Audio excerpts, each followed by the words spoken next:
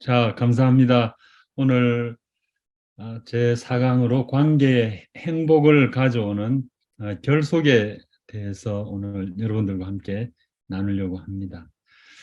아, 심한 우울증에 빠져 있고 또 불면증에 시달리다가 자살을 시도했던 조앤이라는 여성이 있습니다.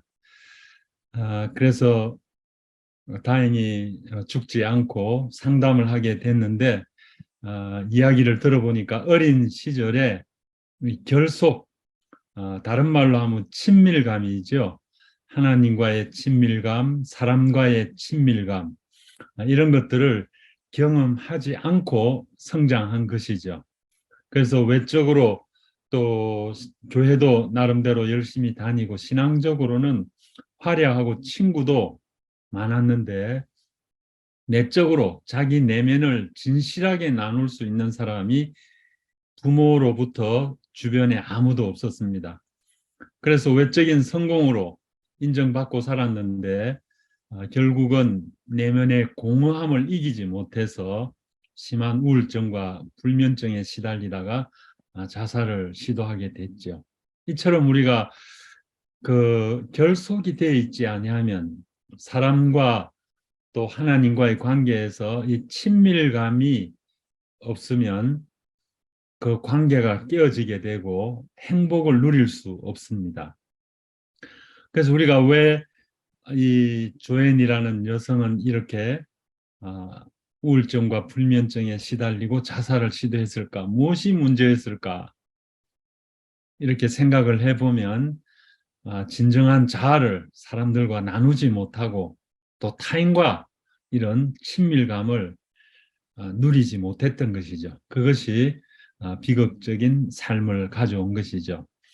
여러분하고 나눈 것처럼 지난 시간에 나누는 것처럼 성장 과정에서의 이 필요한 정서적인 필요가 미싱돼 있던 거죠. 제가 그 한번 과거에 여러분들에게 나누었던 그 자료를 이렇게 활용해 보면 그 성장의 8단계 0세부터 1세 사이에 내가 울면 엄마 아빠가 내 울음을 듣고 반응을 해주고 그래서 어릴 때부터 이렇게 주고받는 신뢰관계가 0세부터 1세 사이에 생기는데 이런 것이 생기지 않으면 불신이 생기고 아무도 믿지 않죠.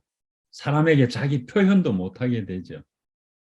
그리고 자율성, 자유롭게 내가 하고 싶은 일을 하고 말도 하고 이런 것이 보장이 돼야 되는데 성장 과정에 이런 자율성이 없으면 늘 수치심 덩어리 인생을 살게 되고 또 내가 뭘 하고 싶다고 하는 그 주도성, 어떤 특별한 부분에 뭘 하고 싶다고 하는 그런 어떤 재능을 키우고 싶다. 그런 걸 개발하고 싶다. 이렇게 할 때 우리는 그 아이에 맞게 우리가 주도성을 키워줘야 하는데 부모가 주도해버려요. 그러니까 아이의 주도성은 없어지니까 자기가 뭐 하려고 하면 늘 죄책감을 느끼게 되는 거죠. 그리고 모든 걸 부모가 다 해주고 아이의 근면성을 말살시키는 것이 우리 한국 가정의 대부분 가정의 어쩌면 99% 가정의 모습이에요. 공부만 해. 엄마가 다 해줄게. 근데 정작 그 아이는 공부 외에는 아무것도 못하는 열등한 존재로 늘 열등감에 시달리며 살아가는 거죠. 그리고 정체성, 친밀감 이런 것이 심어지지 않으면 혼란이 오고 고립감 속에 살게 되는 거죠. 이런 정서를 가지고 어린 시절 살다가 나중에 뭐 공부는 하고 취직은 해도 결국은 이런 것들이 채워지지 않고 사람들과의 관계에서 이것이 채워져야 되는데 이것이 없으니까 그 고통을 견디지 못하고 불면증에 시달리고 자살하고 우울증에 시달리고 이런 일들이 일어나게 되는 것이죠. 그래서 우리가 이런 것들이 어린 시절에 안 채워졌다면 우리가 이런 클래스를 통해서 나이가 들어서도 얼마든지 하나님과의 관계에서 또 믿음의 형제들 안에서 또 믿음의 뭐 부모와 자녀 관계에서 얼마든지 이런 것이 하나하나 채워지고 이렇게 하면 얼마든지 누구나 회복이 될 수 있어요. 저도 저런 것이 아무것도 없는 상태로 20년간 자라왔는데 이제 예수님을 믿고 또 이런 상담 공부를 하면서 하나하나 제 마음을 열고 제 상처를 보여주고 이렇게 용기를 가지고 이렇게 나누게 되면서부터 결속이 이루어지고 아내와의 결속도 이루어지고 가족과의 결속도 이루어지고 친구들과의 결속도 이루어지고 이렇게 하면서 저는 회복했다고 말씀드리고 싶어요. 그러니까 이런 관계 행복을 가져오는 이 결속, 친밀감 이런 것들이 없을 때 인간관계 성장은 일어나지 않습니다. 그리고 행복한 삶이 될 수가 없습니다. 그래서 저는 뭐 많은 이론들이 있는데 이 우리 인간의 정서적 필요가 충족될 때 이런 정서적인 고통을 겪는데 제가 여러 학자들 이런 의견들을 다 모아서 요약을 해보니까 7가지 정말 정서적 필요 7가지가 이렇게 채워지면 뭐 나이를 불문하고 뭐 60, 70에도 이런 것이 안 돼 있는 사람들은 지금부터라도 늦지 않은 거죠. 소속감을 가지고 이게 이제 우리 안정감의 기초가 되는 거죠. 그 다음에 가치감을 분명하게 가지고 또 자신감을 가지고 우리가 주님 안에서 주님을 앙망할 때 독수리의 날개치며 올라감 같은 은혜를 누리고 능력 주시는 주님 안에서 내가 뭐 나이 들었다면 힘 있는 일은 못해도 영적인 파워는 더 강할 수 있잖아요. 얼마든지 우리가 자신감을 가질 수 있고요. 또 주님 안에서 정체성, 또 이 친밀감은 좀 시간이 걸리겠죠. 그래서 나하고 너 우리는 전부 다 인간관계도 그 마르틴 부부가 이야기한 것처럼 물질과의 관계, 이것과 저것과의 관계가 아니라 너와 나의 정말 모든 것을 나누는 이런 친밀한 관계가 이루어질 때 누구나 남녀노소 상관없이 행복할 수가 있습니다. 그 다음에 자기에게 주어진 책임을 다할 때 기쁨과 보람을 느끼게 돼요. 그러니까 저는 3살 때부터 아이들에게 책임감을 주고 하면 얼마든지 지가 잔 잠자리 이렇게 이불을 개 놓을 수 있고 뭐 방 청소 같은 거 할 수 있고 뭐 빨래 같은 것도 세탁기가 하니까 맡길 수 있고 초등학생 정도 되면 용돈 일기장을 써서 일기뿐 아니라 용돈 관리도 하고 뭐 이렇게 나간다면 뭐 6년만 그런 존재를 키운다면 뭐 나중에 대학을 가든 안 가든 세상에 어디를 내놔도 자기 책임을 다하고 영향력을 미치는 삶이 될 수 있는 거죠. 근데 우리는 이런 중요한 것들을 하나도 아이에게 가르쳐 주지 않고 한국 부모들은 공부만 해. 좋은 대학 가, 좋은 직업 가져. 이렇게만 이야기하는데 우리 자녀들을 완전히 불행의 수렁으로 몰아넣는 교육을 하고 이렇게 하고 있는 거죠. 거기다가 이제 사명감을 우리가 심어주면 하나님이 우리를 이 땅에 보내신 것 이런 것들을 분명하게 심어주면 청소년이라고 다 방황하지 않고 청소년 때 찬양 사역을 하고 그 장애인들 단체에 가서 봉사하고 선교하고 얼마든지 귀하게 드리는 청소년도 많잖아요. 그러니까 어릴 때 이런 게 채워진 청소년들은 그렇게 귀하게 살아갈 수 있는 거죠. 다니엘 같은 사람이 뭐 청소년 때 잡혀갔지만 하나님 앞에 분명하게 이런 가치관을 가지고 또 정서적인 친구들 간에 그런 결속을 가지고 나갔을 때 하나님의 영광을 크게 드러냈지 않습니까? 그래서 이런 것들이 우리가 결속에 꼭 필요한 내용들이다. 그렇게 말씀드릴 수가 있습니다.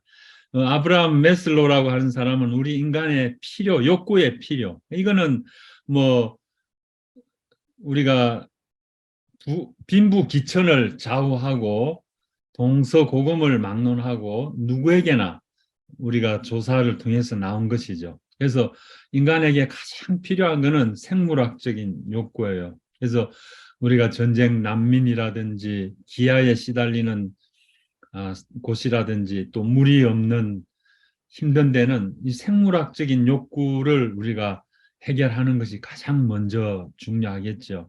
근데 이런 욕구가 아직도 이 땅에는 안 채워지는 곳이 참 많고 안타깝죠. 그래서 음, 이런 욕구를 우리가 그 글로벌 시대니까 우리가 이제 나라들이 서로 돕고 하면 얼마나 좋겠습니까? 또 좀 가진 자들이 나눌 수 있고 하면 이런 거 해결할 수 있고요. 그 다음에 이제 안전의 욕구가 그 다음에 있습니다. 그래서 안전의 욕구 때문에 사람들이 좋은 대학, 또 많은 돈, 많은 명예, 권력 이런 것을 가지려고 하죠. 그런 것들을 많이 가지고 있으면 안전할 것 같거든요. 옛날에 우리 어릴 때 보면 돈이 좀 있는 집은 전부 다 담벼락을 높이 쌓고 그 많은 것을 뺏기지 않으려고 아마 그렇게 하겠죠. 그게 안전하다고 생각했겠죠. 그래서 우리가 이런 대부분의 인생들의 어쩌면 90% 이상이 이 안전의 욕구, 생물학적인 욕구만을 위해서 살아요. 그 사람이 뭐 어떤 지위나 어떤 권력이나 돈이나 명예를 가졌다 하더라도 그것을 목표로 인생을 살아왔다면 안전의 욕구까지 이렇게 욕구를 위해서 살아온 거죠. 근데 사실은 그런 모든 걸 가졌다 하더라도 행복은 오지 않습니다. 그래서 행복은 그 다음 단계부터 와요. 사랑과 수용의 욕구, 내가 사랑받고 수용받고 있다는 것. 이것이 인생에서 가장 행복을 주는 거예요.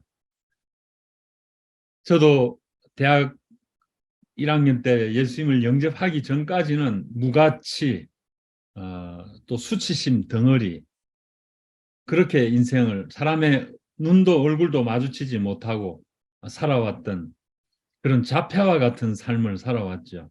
근데 하나님이 나 사랑한다고 하는 말, 믿을 수 없는 말이었지만 그 말씀을 믿고 받아들이면서 하나님의 성령의 은혜로 그 뜨거운 내가 하나님의 사랑받는 자녀다라고 하는 나 같은 것도 하나님이 사랑하시는구나 하는 그 사랑을 받고 수용을 받았을 때 제 기쁨이 제 인생이 다시 출발한 거죠. 그때부터는 얼굴을 들고 사람들을 만나고 복음을 전하고 이렇게 되는 거예요. 이 사랑의 욕구, 수혜의 욕구처럼 인생을 살게 만드는 것이 없어요. 대부분의 사람들은 안전의 욕구까지는 있어도 이런 욕구를 우리가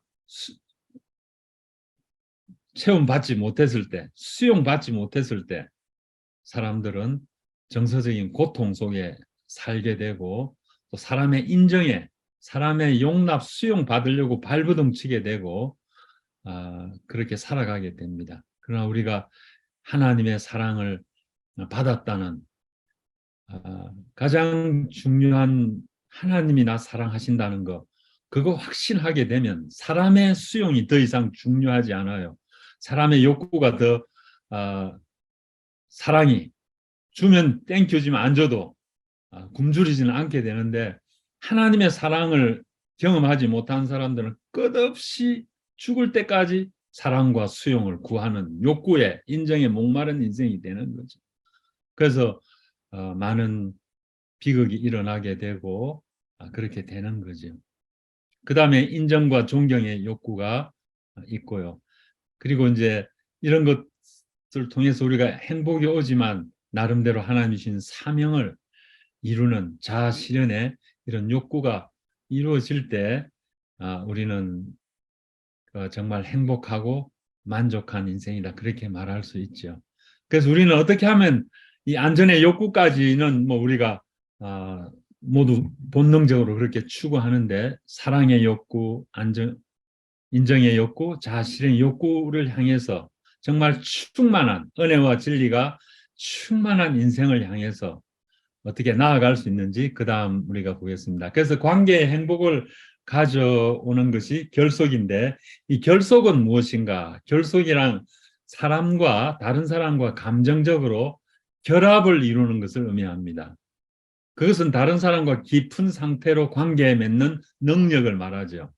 그래서 두 사람이 서로 이런 감정적으로 깊은 결속을 이루고 있을 때 그들은 아주 깊은 내면의 생각과 꿈과 감정 등을 상대방에게 거절당하리라는 두려움 없이 서로 자유롭게 나눌 수 있죠. 제가 자주 이야기하듯이 공기가 흐르듯이, 물이 흐르듯이 생각군 감정을 서로 나눌 수 있어요. 그리고 그걸 받아주고 수용하고 공감하고 격려하고, 이것이 결속된 상태라는 것이죠. 극심한 우울증에 시달리며 회사 생활을 하는 27세 청년 랍이라는 청년이 먹지도 자지도 못하면서 또 자신의 상태를 타인이 알기를 두려워했어요. 그래서 이 청년은 굉장히 내면적으로 고통을 시달리고 있는데, 이걸 누구에게 이야기하면 회사에 잘리고 다른 사람이 자기를 비난하고 욕하고 이렇게 할까봐 나누지를 못하고 이렇게 자기를 학대하면서 먹지도 자지도 못하면서 타인이 알기를 두려워하면서 살아가고 고통스러운 이런 삶을 살다가 상담센터에 오게 됐는데, 이렇게 우리가 많은 사람들이 이런 정서적인 결속이 어려서부터, 또 젊었으든지 나이가 들었어도 마찬가지죠. 이게 안 돼 있으면 딴 사람에게 자기 자신을 표현을 못하는 거죠. 그래서 자기 혼자서 고통을 짊어지고, 오늘날 우리가 수많은 사람들이 경제적인 것 때문에 고독사도 많이 하지만 사실은 외로워서 힘들어서 자살하고 또 생을 마감하고 고독사하는 사람이 참 많은데, 연결이 안 돼 있는 거죠. 결속이 안 돼 있는 거죠. 특히 우리 제일 안타까운 것은 북한에서 그 목숨 걸고 탈북해서 우리나라에 들어왔는데 여전히 우리나라 사람들이 편견을 가지고 대하고 또 국가에서 뭐 이렇게 여러 가지 제공하겠지만 그럼에도 불구하고 그 외롭게 죽은 탈북자들 이야기 이런 거 들으면 너무너무 가슴이 아프고 마음이 아픈 거죠. 우리가 받아주고 수용하고 결속하고 격려해 줘야 되는데 그렇지를 못한 거죠. 결속이라는 것은 인간의 가장 기본적인, 우리가 공기와 그냥 이렇게 물을 먹는 것처럼 우리 인간의 생존의 정서적인, 정신적인 영역에서 가장 중요한 것은 결속입니다. 그래서 하나님은 우리가 관계를 갈망하도록 창조하셨어요. 그래서 우리가 하나님과 관계, 또 인간과의 관계, 결속이 이루어질 때 하나님이 우리를 돕는 배필로 지으셨지 않습니까? 그래서 서로가 서로를 부족한 걸 채워주는 그런 배필로 지었는데, 돕는 관계로 지으셨는데, 이것이 결속을 의미하는 거죠. 그런 결속이 있을 때 우리가 행복한 인생이 될 수가 있습니다. 인간은 그가 누구든지 간에 하나님과 사람과의 튼튼하고 견고한 정서적인 연결로 결속되어 있지 않으면 영혼의 병에 시달리게 됩니다. 부부 관계도 마찬가지입니다. 부모 자식 관계도 마찬가지입니다. 아무리 나름대로 우리가 뭐 물질적인 것으로 세상의 것으로 채워준다 하더라도 정서적인 연결이 돼 있지 않으면 사실은 서로 남과 남이 다를 바가 없는 거죠. 이 정서적인 연결이 돼 있을 때 진정한 친구도 되고 진정한 가족도 되고 진정한 행복을 누릴 수 있는 거죠. 하나님의 세계의 그 어떤 곳에서도 능력과 영양분의 근원인 하나님을 떠나서는 이루어질 수 없습니다. 하나님이 만든 이 피조 세계에는 능력과 영양분의 근원인 하나님을 떠나서 이루어질 수가 없이 서로가 다 연결되어 있습니다. 우리가 식물을 하나 생각해 볼 때 이 식물이 제일 끝에 열매를 맺습니다. 열매를 맺는데 이 열매를 맺을 때까지 얼마나 많은 관계가, 얼마나 많은 것이 서로 관계를 맺고 서로 돕고 도와서 되는지. 그래서 식물은 줄기를 통해서 자라는데 줄기는 뿌리로부터 나오고 뿌리는 땅에서, 땅은 수분을 통해서 또 땅에 있는 영양분을 통해서 뿌리는 자라고, 그리고 그것이 나뭇가지가 되고 나뭇잎을 피우고 햇빛을 받고 광합성을 하고 화학 에너지를 만들고 그리고 성장하고 꽃을 피우고 열매를 맺거든요. 이 모든 것들이 서로 연결되어 있고 서로 결속이 되어 있기 때문에 이런 열매를 맺는데, 우리 인생도 마찬가지고요. 우리 인격도 마찬가지고 인간관계도 마찬가지고 행복도 마찬가지입니다. 이 향기 나는 인생의 열매를 맺기 위해서는 그런 결속이라는 것이 중요하죠. 하나님과 특별히 사람과의 관계에 결속이 필수라는 거죠.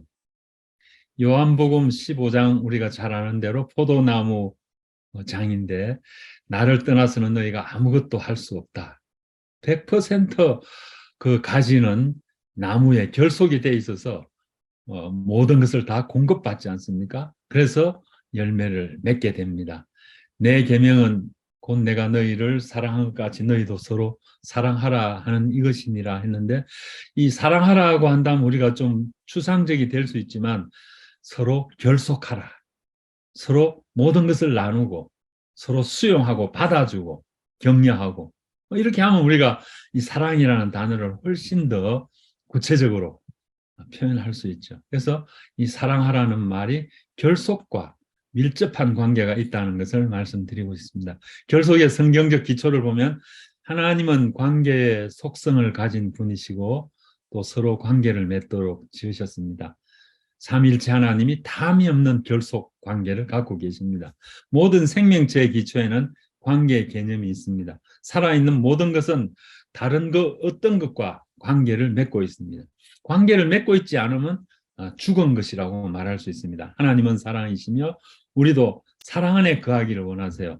사랑 안에 거하는 자는 하나님 안에 거하고 하나님도 그 안에 거한다. 그렇게 말씀했습니다. 그럼 결국은 우리가 하나님과 얼마나 결속이 되어 있고 사랑과 얼마나 결속이 되어 있는가. 그것이 정말 하나님의 거하는 충만한 삶의 비결이라고 말할 수 있습니다. 하나님은 우리가 사랑의 결속 관계에 있기를 원하세요. 결국 우리의 정체성은 결속 관계, 사랑 관계 위에 서 있습니다. 그래서 하나님과 사랑과의 이 결속 관계, 사랑 관계, 이것이 우리의 정체성인데 이게 미싱이 돼 있으면 올바른 정체성을 갖고 사는 것이 불가능한 것이죠. 우리가 성장, 번성하려면 사랑의 뿌리를 내리고 기초를 튼튼히 해야 합니다. 범죄하기 전 아담과 하와는 하나님과 서로의 관계에서 결속 관계, 사랑 관계를 유지하고 있었기 때문에 전적으로 자기 자신일 수 있었고 갈등이 없었습니다. 있는 그대로 자기 자신을 표현하고 벌거벗어서도 있는 모습 그대로 수용하고 내 뼈 중에 뼈, 내 살 중에 살이요. 마치 배우자가 자기 자신인 것처럼 그렇게 하나 되어 살고 있었습니다. 이 충만한 결속이 되어 있었던 것이죠. 그들은 완전한 결속 관계 속에 있었고 그들의 필요는 완전히 채워졌습니다. 그래서 이 결속 관계가 만족과 행복의 기초입니다. 아담과 하와의 불순종으로 결속 관계가 깨졌을 때 일어났던 일들을 우리가 창세기 3장에서 살펴보면 하나님과 분리가 일어났습니다. 하나님을 피하여 숨고 자신과의 분리가 일어났습니다. 그렇게 자랑스러웠던 하나님의 대리인이었는데 부끄러워하고 자기를 숨기게 되는 자신과의 분리가 일어났고요. 타인과의 분리가 일어났습니다. 내 뼈 중에 뼈요, 살 중에 살. 그러다가 저 여자 때문에 이렇게 서로 비난하고 탓하고 이런 분리가 일어났고 자연과의 분리도 일어났습니다. 그래서 자연이 가시와 엉겅퀴를 내고 또 맹수가 되고 이런 분리가 일어났던 것이죠. 결국 결속이 깨어질 때 죄가 들어오고 수치심이 들어오고 갈등이 일어나고 비난, 불행, 슬픔, 상처, 고통과 정서적인 병들이 생긴 것이죠. 그러니까 결속이라는 것이 그토록 우리가 하나님과 사람과의 관계에서 행복의 중요한 기초가 된다. 또 우리 행복을 좌우한다. 그렇게 말할 수가 있었습니다. 성장 과정에서 정서적 결속이 없었던 28세 그래픽 디자이너 수자는 자기 재능적인 영역에서는 뛰어난 디자인이었습니다. 그러나 그 마음은 우울증, 편집증, 버림받은 마음, 피해 망상 이런 것들 때문에 정서적 고통을 겪으면서 살게 돼가지고 도저히 삶을 지속할 수 없어서 상담실을 찾아온 것이죠. 정서적 결속이 없으면 오래 버틸 수 없게 되고요. 또 정서적인 고통은 나중에 육체적인 질병으로 이렇게 연결되기 때문에 삶을 오랫동안 지속할 수 없이 무너지고 맙니다. 얼마나 많은 우리 아이들이 아파트 베란다에서 뛰어내리고 고층 아파트에서 뛰어내리고 왜 그래요? 결속이 돼 있지 않고 전부 공부만 강요하고 이 땅의 어떤 것들을 갖는 데만 포커스를 맞추게 되고 이렇게 하니까 결속이 안 돼 있는 상태에서 뭐 그나마 부모 요구가 잘 이루어지고 머리가 좋아서 좀 부모의 요구를 채워주는 사람은 몰라도 그렇지 않은 아이들은 날마다 지옥을 경험하는 거죠.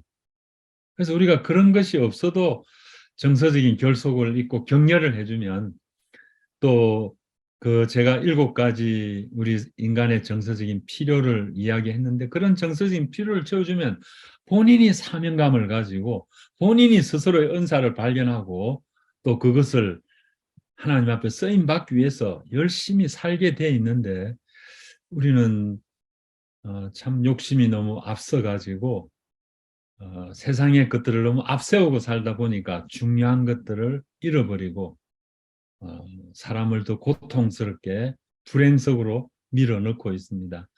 예수님의 사역의 핵심은 바로 이 분리된 상태 속에 살고 있는 사람들이 예수님을 통해서 다시 하나님과의 결속 관계를 회복하는 것이죠. 화목게 되는 것이죠.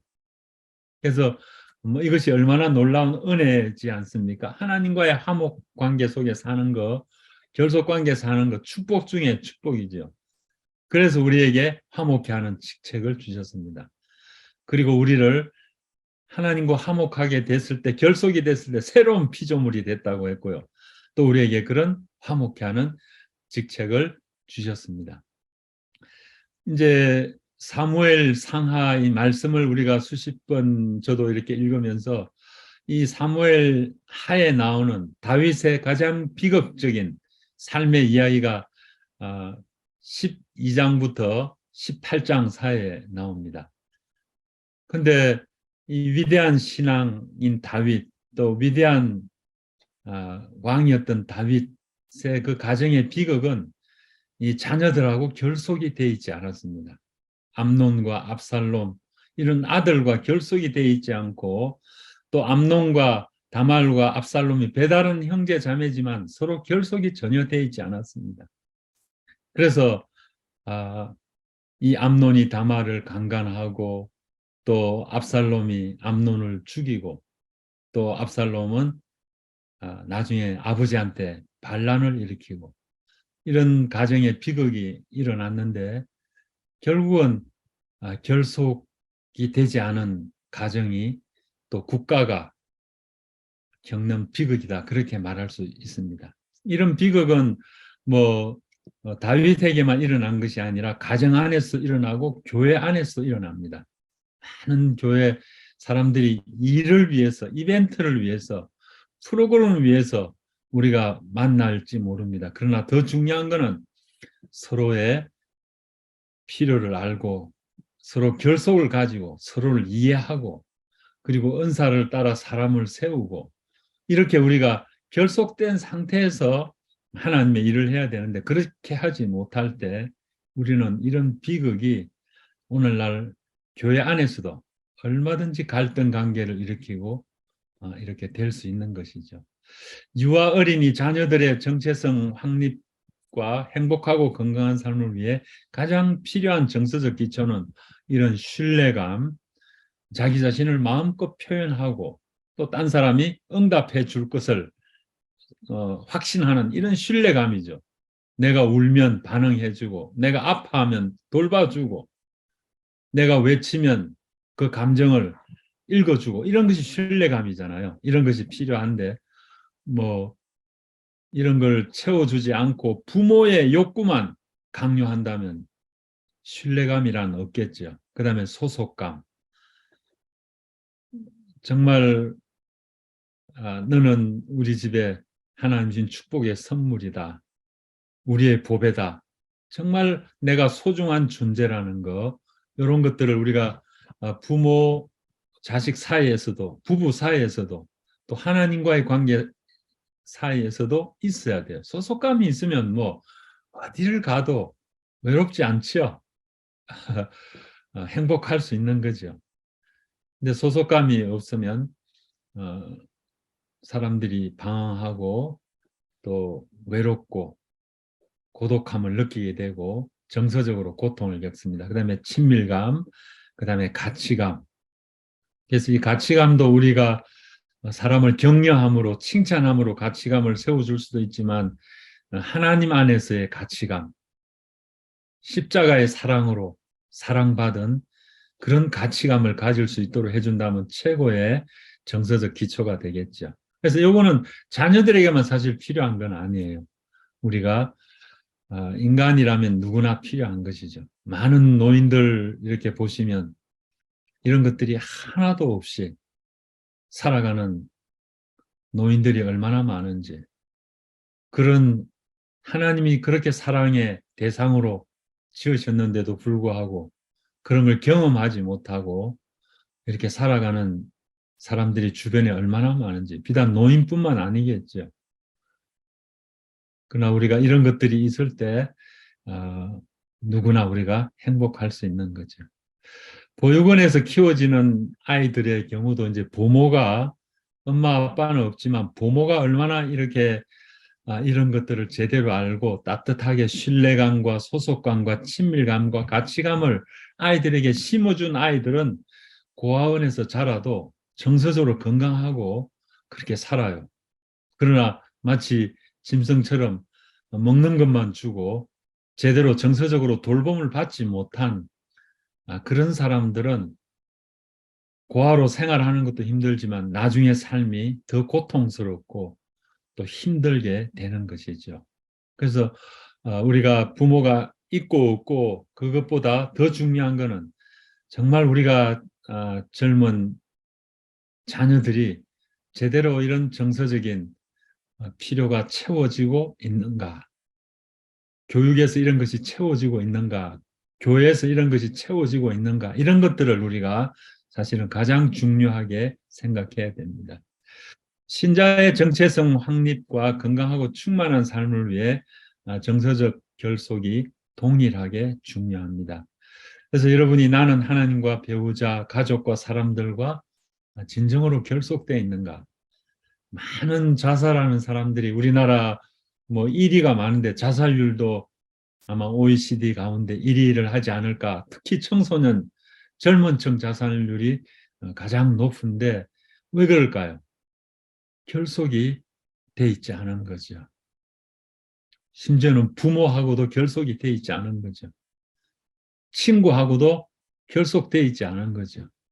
그러니까 이런 일이 일어납니다. 결속이 돼 있는 사람이 한 사람만 있어도, 한 사람의 친구하고라도 내가 내 모든 것을 나눌 수 있는 사람이 있다면 그 사람은 결코 죽지 않아요. 그런데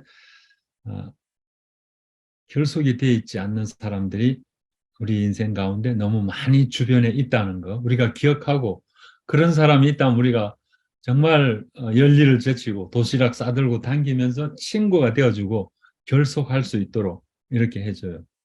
제가 이제 이런 상담 센터를 하면서 내적 치유 상담자 학교를 하고, 이제 그때 처음에 하는데 한 80명의 사람들이 모였어요. 그래서 이제 평신도 한 40명, 목회자 한 40명 이렇게 모여서 클래스를 하고 한 15주 했던 것 같아요. 매주 한 번씩 15주 했는데 거의 예외 없이 다 내적 치유가 일어나고 결속이 일어났어요. 그래서 우울증에 걸려서 자살하려고 했던 사람도 회복이 되고 다 치유가 된 것이죠. 그래서 그런 사람들을 마침 극동방송에서 전화 부스를 마련하고 상담자를 좀 보내주면 좋겠다. 그래서 이제 하루에 한나절 정도씩만 일일 2명이면 되잖아. 전화 2대면 일일 4명이잖아요. 월요일부터 금요일까지.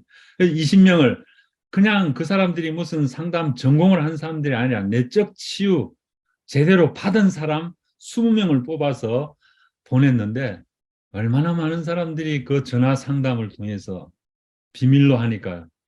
그러니까 실제로 그 방송을 안내하니까 많은 사람들이 방송을 듣고 자살하려고 하다가 상담을 받고 친구가 되어주고 이렇게 하면서 회복된 이야기, 감정들이 참 그 상담자들을 통해서 많이 들었습니다. 그래서 그만큼 우리가 이 친구가 되어주는 것 참 중요한 것이죠. 그런 위기의 순간에 어떤 전화 상담을 통해서만이 아니라 평소에 우리 주변에 그런 홀로 있는 사람들의 친구가 되어주고 우리가 다가가서 정서적인 그런 필요를 채워주고 서로 삶을 나누고 진정한 주님이 우리의 진정한 친구가 되시기 위해서 오신 것처럼 우리도 그렇게 누군가의 친구가 모든 것을 나누는 친구가 될 수 있다면 우리는 더 많은 사람들을 살릴 수 있으리라고 생각이 돼요. 그래서 이 결속이 치료와 회복의 가장 명약이다 그렇게 말할 수가 있습니다. 결속이 부족은 정서적 관계적 질병뿐 아니라 암, 심장마비, 중풍을 포함한 육체적인 질병의 모든 영역에 좋지 않은 영향을 미칩니다. 우리가 20세기의 최고의 상담자는 폴 트루니에라고 합니다. 이구 동성으로 모든 상담자들이. 그분은 스위스의 내과 의사지만은 그분은 모든 환자들을 약으로 치료한 것이 아니라 상담을 통해서 그들의 정서적인 필요가 뭔지를 파악하고 그 정서적인 필요를 채워주는 방향으로 치료를 했습니다. 그래서 인격의학을 창시하고 그리고 그분이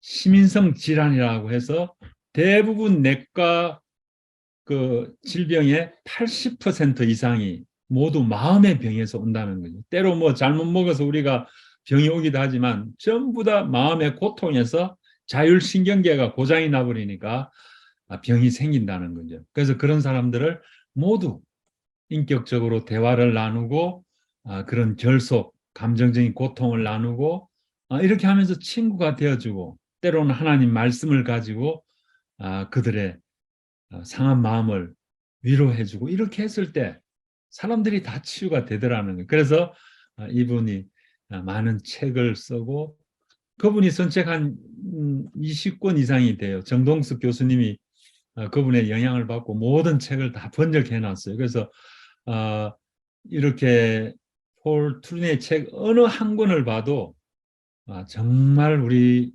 인생을 행복하게 만들어줘요. 저는 그분의 책, 그 모험으로 사는 인생이라는 책을 쓰셨는데, 그거 보면 막 심장이 터질 만큼 그렇게 감동적이에요.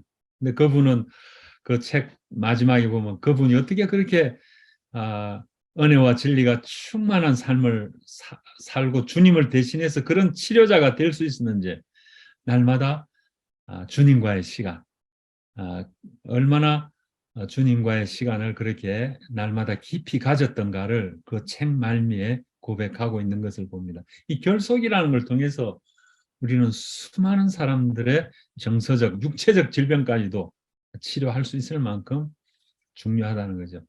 다른 사람을 사랑하고 관계를 맺을 수 있는 능력이 육체적, 심리적 건강의 기초입니다.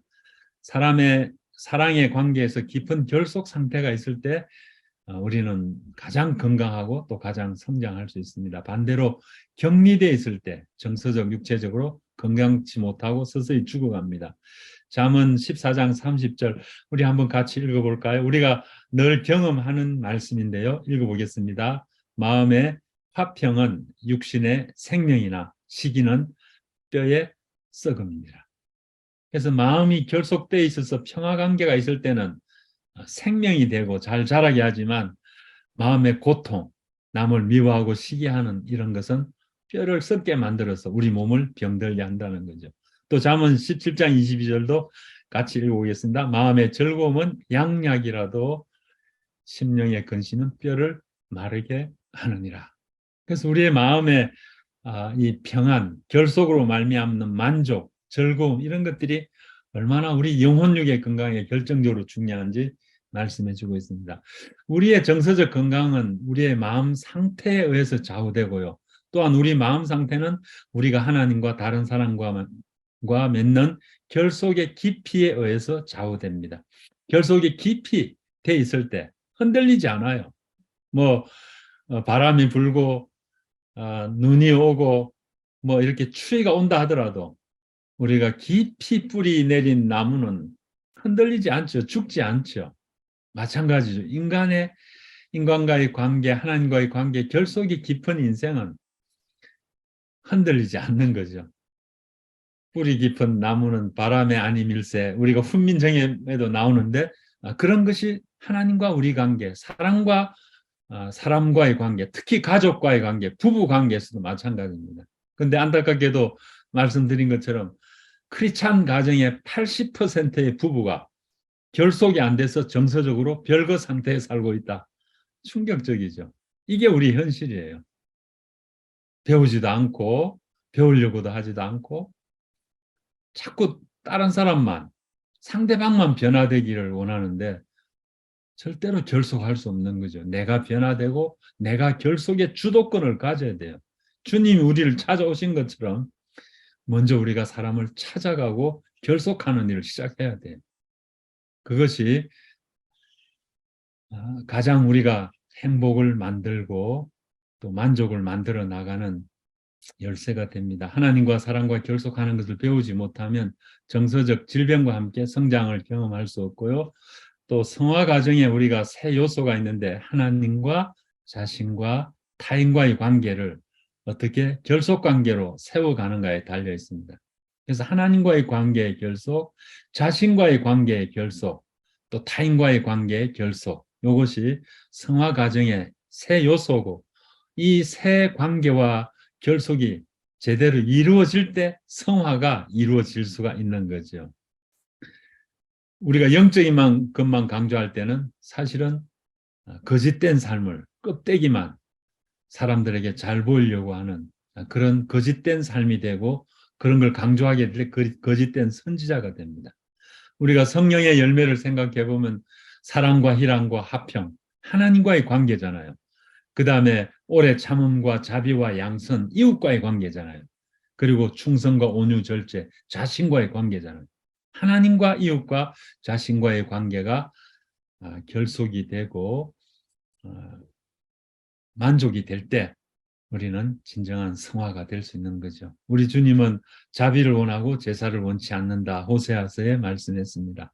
자비란 히브리어로 헤세드인데 소속되어진 사랑을 의미합니다. 라일이라는 신학자가 그렇게 정의했습니다. 그래서 결속된 사랑의 관계를 세워가는 것이 결국 우리는 자비라고 해석할 수 있는. 그러니까 우리는 막연히 하나님의 자비, 은혜, 사람들에게 자비를 베풀자 하는데 뭐 돈 몇 푼 주어지고 선을 베푸는 것이 아니라 정말 사람의 그 내면을 서로 나누고 서로 친구가 되어주는 이것이 진정한 자비라고 말할 수가 있습니다.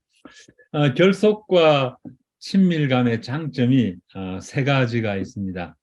그래서 하나님과 사람과 친밀한 사람, 결속이 잘 돼 있는 사람은 윤리적인 면에서 튼튼한 기초를 가지고 있습니다.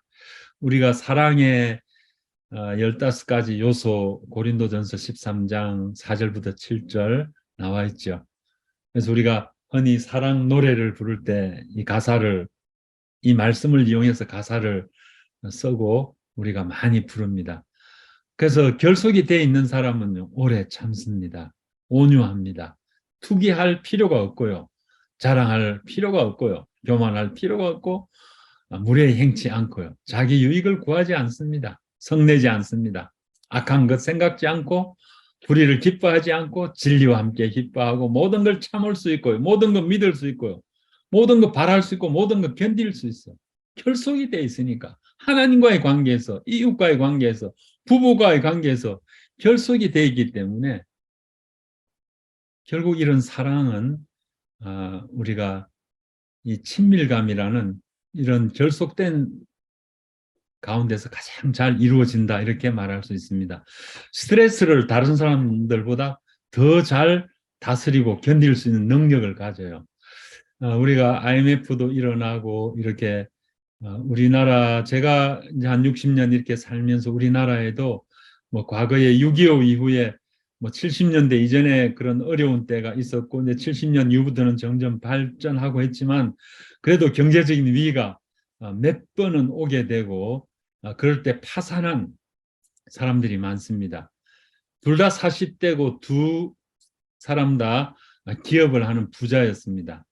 그런데 IMF가 오게 되면서 기업이 다 무너지기 시작했잖아요. 수백 수천의 기업이 다 무너졌습니다.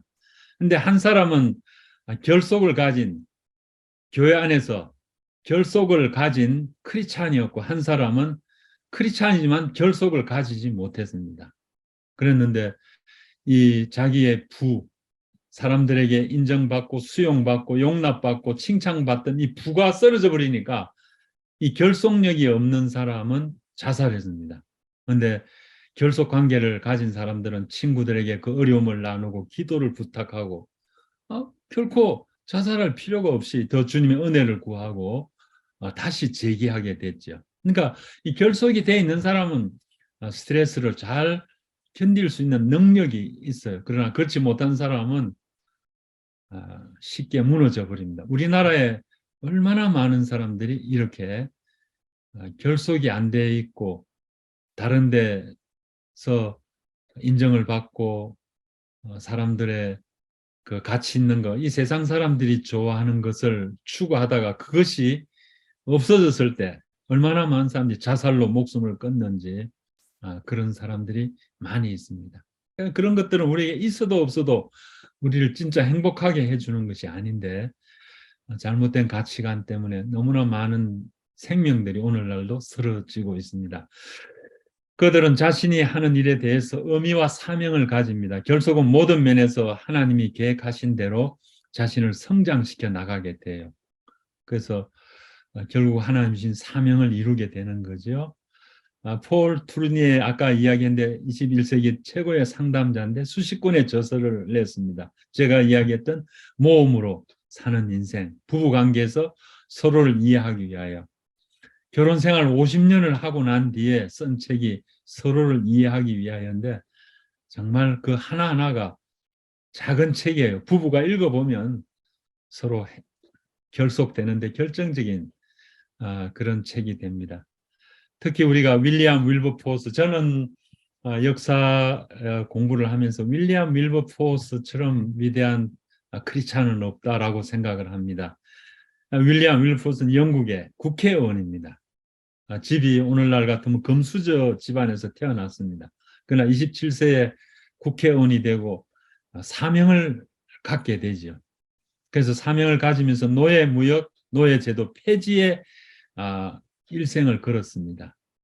그래서 그는 그 친구들과 함께 그 비전을 나누고 같이 기도하고 믿는 친구들이 기도하고 국회의원 친구들이 기도하고 그때 국회의장이 된 피터라고 하는 그 친구하고도 기도하고 그렇게 해서 법안을 그가 생존해 있는 국회의원으로 47년 동안 국회의원을 했는데 47년 동안 150번의 영국 노예 무역제도 폐지, 노예제 폐지 이것을 법안으로 냈습니다.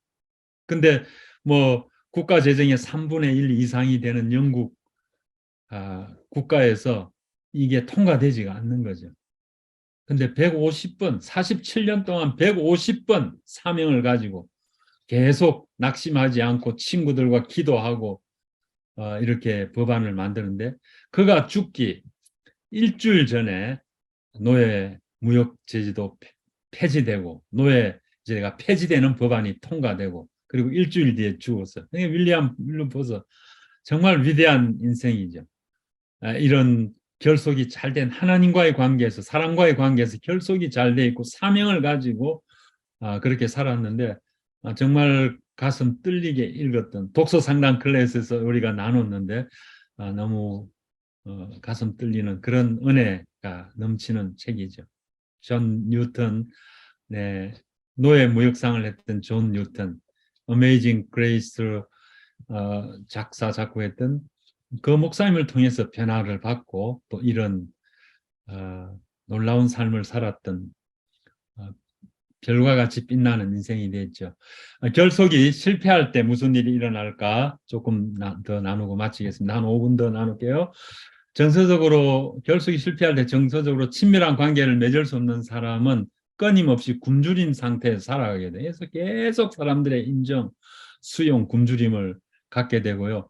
그들은 늘 충족, 되지 못한 절박한 필요를 가지고 있습니다. 이들은 대체로 결국 나중에 지치게 되고 공허한 인생이 되고 좌절하게 되는데 세 단계의 격리 과정을 거치게 되고 많은 정서적인 질병들이 생깁니다. 그 세 단계 격리 과정이라는 것은 항의 단계, 분노 표현하죠. 왜 내 인생이 이런가? 왜 이렇게 안 풀리는가?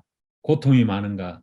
내가 뭐가 잘못됐는가? 이러다가 나중에는 좌절과 절망의 단계에 빠지게 되고, 그리고 세 번째는 분리의 단계, 사람과 일로부터 스스로를 고립시키는 이런 단계에 빠지게 되고, 이 세상 사람들이 나하고 아무도 결속되어 있지 않고 아무도 나를 사랑하지 않는다라고 생각할 때 사람들은 마지막으로 자살을 택하게 됩니다. 그래서 이렇게 우리가 결속이 실패할 때 정서적인 고통과 인생의 실패를 경험하게 됩니다. 사랑의 결속, 관계 결속이 실패할 때 나타나는 7가지 대표적인 증상, 우울증입니다. 슬픔과 분노 감정을 억압할 때 주로 생기고 모든 것이 무의미해지고 한마디로 의욕 상실증에 빠지게 됩니다. 우울증에 빠진 사람들 참 많이 만났는데요. 옆에서 애가 불장난을 하고 애가 지금 불에 대해가지고 죽을 상황이 있어도 그 아이에게 다가갈 힘이 없는 거죠. 그냥 물끄러미 쳐다볼 정도로 의욕 상실증에 걸린. 근데 이제 그런 분이 우리 클래스 와서 아내하고 상담하면서 회복이 돼가지고 막 신바람 나게 구역장도 하고 주님 위해서 열심히 살게 되는 이런 일들을 보게 될 때 저희들이 얼마나 이 상담 사역 결속이 중요한지. 그래서 뭐 아내하고 언니 누나처럼, 언니 동생처럼 그렇게 결속을 하고 그렇게 됐던 자매님 대전에서 있었습니다. 그래서 이런 우울증 나타나고 그다음에 나쁜 감정들, 죄책감이 생겨요. 하찮은 존재, 잘못된 존재다 이렇게 생각이 돼요. 그래서 무가치 열등감을 갖게 되고 중독 현상이 일어납니다. 하나님과 사랑과 결속이 이루어지지 못할 때 공허함, 외로운 마음을 채우기 위해서 충동적으로, 습관적으로 하는 중독이 일어나는데 물질 중독과 행위 중독이 일어납니다. 그래서 여기 그림에 보면 제가 여기 밑에 전부 밑에 학대 때문에 신체적, 영적, 성적, 감정적인 학대 때문에 이런 정서적으로 고통을 겪는 사람들이 치유를 받지 못하면 외로움, 또 두려움, 수치심, 비탄, 분노 이런 것들이 뿌리가 돼요. 근데 이게 치료를 받지 못하면 아무리 뭐 가지를 꺾는다고 해결되지 않아요. 결국 종교 중독이나 성 중독이나 도박 중독이나 사람 중독이나 일 중독, 행위 중독에 빠지거나 또는 그 후에 나온 대로 음식 중독이나 약물 중독이나 물질 중독, 술 중독 이런 물질 중독에 빠지게 되는 거죠. 그래서 이런 우리 한국 사람들의 저는 이렇게 상담하는 사람으로 생각해 볼 때 우리나라 사람들의 90%까지 중독자라고 생각이 돼요. 왜냐하면 중독자가 가정에 어른들이 1000만 명 있다 그러면 그 가족들이 평균 4명 있다 그러면 다 중독적인 정서를 가지고 살기 때문에 저는 그 사람들도 나름대로 다른 것에 중독이 되지 않으면 살아갈 수 없는 정서를 갖고 살아요. 그러니까 우리가 중독 천국이라고 할 수 있을 만큼 중독된 삶을 사는데 정서적으로 행복을 누리지 못하니까 이런 데서 행복을 뭔가 만족을 찾는 거죠. 왜곡된 사고를 가집니다. 의심, 불신, 피의식, 자기 비하, 무가치 열등감, 강박의식 이런 것들 왜곡된 사고를 가지고 부정적인 생각에 사로잡히고 공허함, 슬픔, 무의미하고 힘든 인생, 의미, 사명, 기쁨을 느끼지 못하는 인생이 되고 수치심, 친밀감의 두려움을 가진 스스로 사람들을 멀리해요. 누가 자기 자신을 알면 도망갈까 봐. 또 지나친 친절 한국 사람들 많이 보이죠. 남에게 지나치게 친절함, 인정받고자 하는 마음에서 나오는 거죠. 발작적 공포, 불안, 분노 폭발 이것은 정서적인 공황 상태인데 분리된 삶의 말기적 정세들이죠. 그러니까 여러분들이 한번 여러분 자신과 가정을 돌아보시기 바랍니다. 이런 것이 있다면 정서적인 결속이 돼 있지 않는 거죠. 결속의 장애물이 거기 5가지를 적었습니다. 인간의 타락의 결과로 수많은 문제들에 의해서 우리는 서로 분리되어 있는데 결속을 방해하는 대표적인 장애물은 치유받지 못한 과거의 상처. 뭐 얘들은 좀 생략해야 될 것 같습니다. 그다음 왜곡된 생각. 자기 자신에 대해서 무가치하고 불필요한 존재다. 그렇게 생각하지. 열등한 존재라 생각하고 다른 사람에 대해서 어떤 사람도 믿을 수 없다. 날 떠날 것이다. 날 싫어할 것이다. 날 인정치 않을 것이다. 조종할 것이다. 이용할 것이다. 학대할 것이다. 이런 생각을 갖게 되고 하나님에 대해서도 나를 사랑치 않을 것이다. 내게 관심이 없으시다. 나에게 화를 내실 것이다. 착한 신자만 원하신다. 내 기도는 듣지 않으신다. 용서치 않으신다. 이런 이상한 썬뿌리 같은 게 생기게 되고 방어 기제, 부인 합리화, 투사 이런 거짓된 자아상을 형성하게 되고 수치심, 두려움, 거절감을 이런 것들이 결속의 장애물이 됩니다. 생각과 감정을 숨기고 할 말을 못하고 거절받을까 다가가지 못하는 거죠. 그 다음에 이제 가정의 잘못된 규칙, 우리 한국 사람들 이거 참 많습니다. 이것들이 엮이는 가정의 결속을 맞습니다. 돌아보면 우리가 기 아프게 많은 어른들로부터 들었던 이야기예요. 어떤 사람도 너와 감정적으로 가깝게 해서는 안 된다. 심지어는 목사님이 이런 말을 해요. 일정한 거리를 유지하라. 너는 감정을 사실대로 털어놔서는 안 된다. 내가 상처받을 것이다. 만일 평화를 위한 것이라면 거짓말도 하라. 너는 겉모습이 중요하다. 너는 출세해서 가문의 명예를 높여야 한다. 너는 가정에서 일어났던 일을 누구에게도 말해서는 안 된다. 가문의 명예를 깨뜨린다. 자녀는 부모의 어려움을 들어주기 위해 그들의 관심에 초점을 맞추고 노력해야 한다. 부드러운 감정은 절대 건물이다. 이런 것들이 전부 다 결속의 장애물이죠. 이런 것들을 정직하게 나눠야 되겠죠. 이제 마지막 결속의 학습입니다. 정서적으로 결속을 맺는 것은 마치 식물을 물가에 심는 것처럼 중요합니다. 열매 맺기 위해서 둘레를 파고 거름을 주는 것처럼 결속을 위한 학습도 반드시 필요합니다. 오랫동안 기능을 못했던 근육이 건강해지기 위해서는 재활 운동이 필요하듯이 정서적 근육 재활 운동이 반드시 필요합니다. 그래서 결속을 위한 12가지인데요. 첫 번째는 필요를 인식하라. 너희는 그리스도의 몸이요 지체의 각 부분이기 때문에 우리는 서로 연결돼야 됩니다. 다른 사람에게 다가가야 합니다. 필요를 인식한 사람이 먼저 주도권을 가져야 됩니다. 행복은 내 책임이다 하는 것을 기억해야 됩니다. 건강한 삶의 성숙한 삶의 필수 요소죠. 주도권이 없는 인생은 늘 고통을 당하죠. 취약점을 남에게 보이라. 남의 말을 경청하는 겸손과 또 자신을 진정하게 정직하게 나타내는 취약함, 이것이 다른 사람과 결속의 비결입니다. 왜곡된 생각에 도전하십시오. 내 생각이 성경적인지 거짓된 사고인지. 그래서 거짓된 사고에 대한 테스트가 있는데 뭐 이렇게 카톡으로 사진 찍어서 보내드리면 한번 해보세요. 얼마나 내가 거짓된 사고를 가지고 있는지 점검할 필요가 있습니다. 그 다음 모험을 강해해야 됩니다. 관계를 맺는 기술과 친밀하게 되는 방법을 배우기 위해 하나님을 의지하고 용기를 내서 도전해야 됩니다. 문을 두드려야 됩니다. 인생은 하나님과 함께하는 모험이에요. 날마다 우리가 하나님의 이름과 그 나라와 그 뜻을 이루기 위해서 문을 두드릴 필요가 있는 거죠. 또 관계의 행복을 위해서 문을 두드릴 필요가 있는 거죠. 상대방이 정말 필요하다는 연약한 마음을 표현할 필요가 있습니다. 이것이 결속의 열쇠입니다. 문을 두드리라. 이거 보니까 아까 그 윌리엄 윌버포스 생각이 나죠. 150번의 국회의 문을 47년 동안 두들겼는데 하나님이 열어주셨죠. 방어기제 사용을 포기하십시오. 결국 방어기제는 자기를 속이는 거잖아요.